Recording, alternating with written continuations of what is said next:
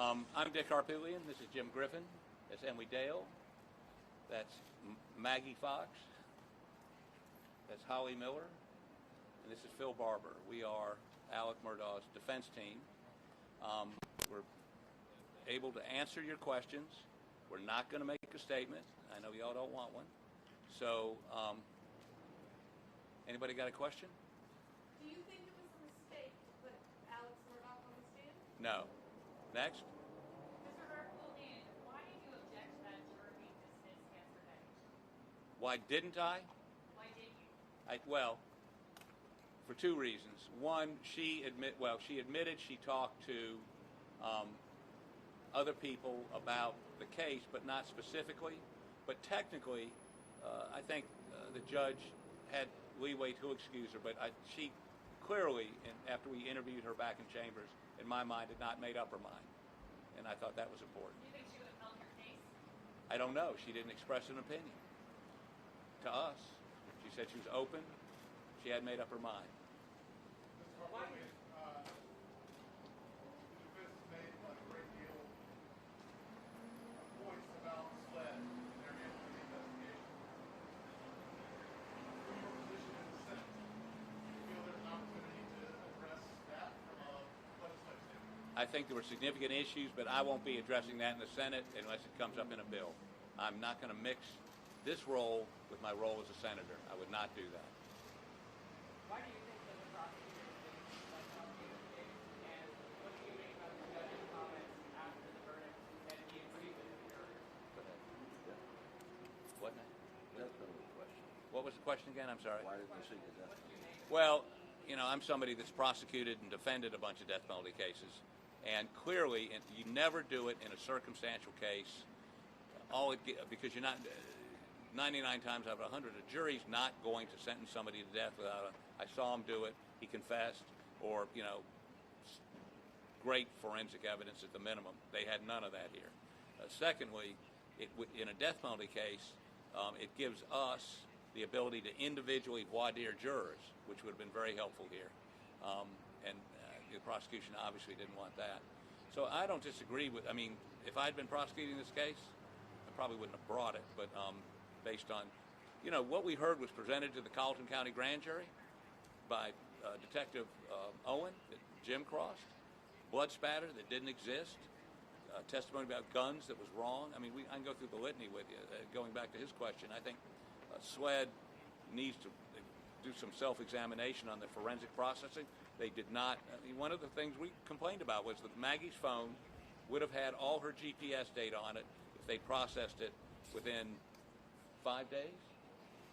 And they because they didn't, the GPS data got overridden. I mean, it was just one, which would have been helpful to Alex. It's fingerprints, footprints, and all kinds of forensic things that weren't done.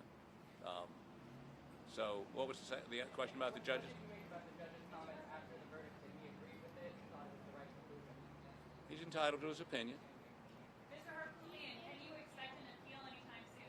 10 days we'll be filing an appeal. What do you believe the strongest grounds for an appeal are? What'd you say? What do you believe the strongest grounds for an appeal are?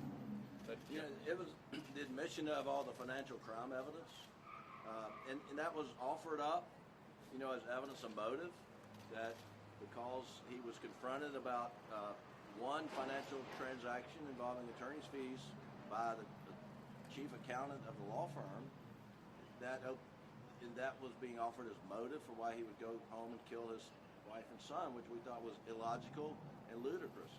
And there really was no evidence linking one to the other, and we did not think it should come in. Not only did that come in, but every other financial misdeed that they could bring in over the last 10 or 15 years was allowed in, and we think that we strongly objected. We respect the judge's decision, but we believe that was an erroneous decision, and we believe that the judge was somewhat misled, because at the conclusion of the case, when Mr. Metters is up on his rebuttal argument in front of the jury, he says to the jury, oh, forget about all that motive evidence. We don't have to prove motive. We just have to prove malice, which is right. But why did they go to all the effort to prove motive when at the end they say, you don't have to believe us on our motive theory, but by then they had cast Alec as a despicable human being, and that was the reason they offered it in the first place. And we think the appellate courts will take a strong look at that. We feel like that is a very solid ground for an appeal, and we're going to pursue that. Looking back at the last 6 weeks, long trial, would you guys do anything different in the last 6 weeks? No. Anything in this trial? No. I mean, look, once the judge, first of all, we believe if the judge was going to let that stuff in, it should have been limited to the Ferris case, which is what they were asking him about on Monday on the fee. Number two, Tinsley, the person that made the motion to compel to be heard on Thursday, Dawes Cook, Alex's lawyer, both agreed there wasn't going to be any storm or Armageddon or anything that was going to happen that Thursday. The judge might have issued an order, which months down the line might have posed a problem. So once they got that character information is he's a thief, he's a liar, then it dictated this jury had to think he was a despicable human being and not to be believed. So it was about character. It wasn't about motive. So as a result, our options were limited. Should he take the stand? Well, we debated that. He always wanted to take the stand. But once that information was in, I mean, if he had to take the stand to explain the kennel video, the lie, if you will. He had to, but he had no credibility. His credibility had been stripped away by the financial misdeeds. Claim today that he's innocent? Yes. How is Buster doing, and why did he choose not to seek the sentencing? We could have had Mother Teresa up there speaking on behalf of Alec at sentencing. I mean, he was getting a double life sentence. That was expected. I mean, this is Judge Newman. He's a very stringent punisher when it comes to crimes and sentences. I mean, that was never in dispute. And so for Buster to get up and speak on his dad's behalf would not have made a difference. And why do you want to put that kid through more trauma than anybody that we can imagine has ever been through? Have his feelings about his dad changed at all? What's that? Have his feelings about his dad changed at all? I can't speak to Buster's feelings. I can tell you this. There was a lot of effort by the state to convince the family that Alec is the murderer. The family came to trial every day for 6 weeks expecting to hear proof positive that he killed Maggie and Paul, something that they had not heard before. After 6 weeks of trial, they came away more convinced that he did not do this, and they steadfastly in his camp and support him, and that's where they stand. What's next for Alex? Well, Alex will be leaving shortly to go to Columbia to R&E, it's called, where he'll be at the South Carolina Department of Corrections. He'll be evaluated. That's about a 30-day process, and then he'll be sent to wherever the correctional facility that they assign him to. Did he ask for any special security measures for him? No, I don't think. Alec was not optimistic that with all of the scrutiny and press and all of his bad acts being out in the public, in the world, media domain, that he could get, a jury to put out all the noise and just focus on the murder. And so coming in, he was somewhat pessimistic. He became optimistic as we got through the process. But I got to tell you, and all you reporters, you know the whole story, I'm sure. And if you're sitting on that jury, they heard everything that would be in an HBO documentary, a Netflix documentary about the Murdaugh family dynasty downfall, except the Stephen Smith matter. I mean, so we were hoping to get a jury to put all, that could ignore the noise, focus on the murder, and we ended up trying a case that they could have watched on Netflix.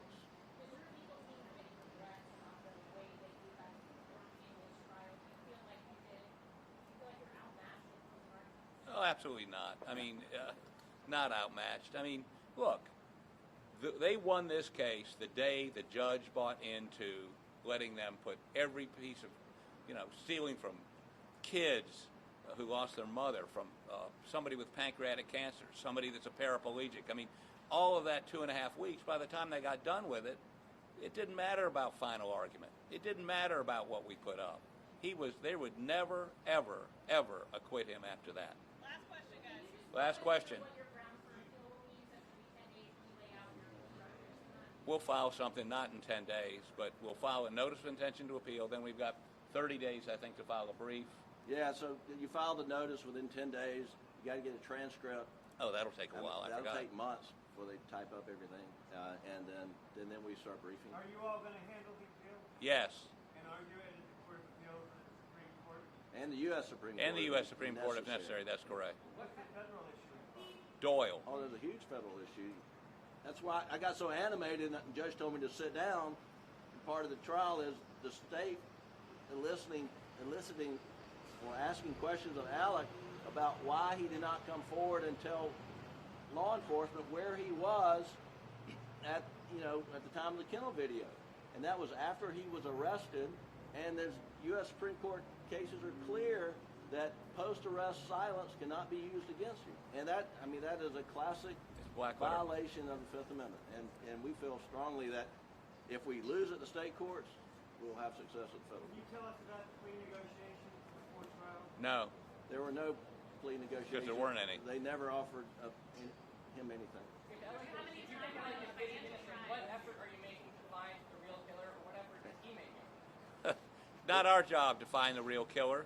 If they had taken fingerprints, if they'd gotten footprints, if they hadn't destroyed, if they preserved Maggie's phone with her GPS, if they had not, they misrepresented to the grand jury that they had a shirt with his blood on it. If Owen had opened his email, he says he didn't get, we'd have told him a year before there was no human blood on that T-shirt. It was a comedy of errors in terms of forensics on this. So, do I have faith that they would find the real killer? No. What? We don't know. What? Last question. Last question. Say that one more time. Did you support putting Alex Murdaugh on the stand? There was no choice. Why? Because he'd been made out to be a monster who stole from children and crippled people, and that's not a politically correct word. I'm sorry, I'm an old guy. Crippled people who had just done horrible, despicable things, and he had to try to push back on that. And if he'd left that way without taking the stand, he was toast. Taking the stand, could he pull it off? Apparently didn't. In hindsight, do you regret not asking for a change of venue in this case? Not really, because we checked. We did focus groups in this case in a county way far away from here. 8 of the 10 people on the 2 focus groups knew all about this case. There was nowhere you could go that you could find. We believe you could find a jury that didn't know, hadn't watched TV, hadn't read the stuff you write or the stuff the Twitter stuff. And by the way, one of the good pieces of information now that this trial is over, Griffin can start tweeting again. That's right. All right, thank you, guys.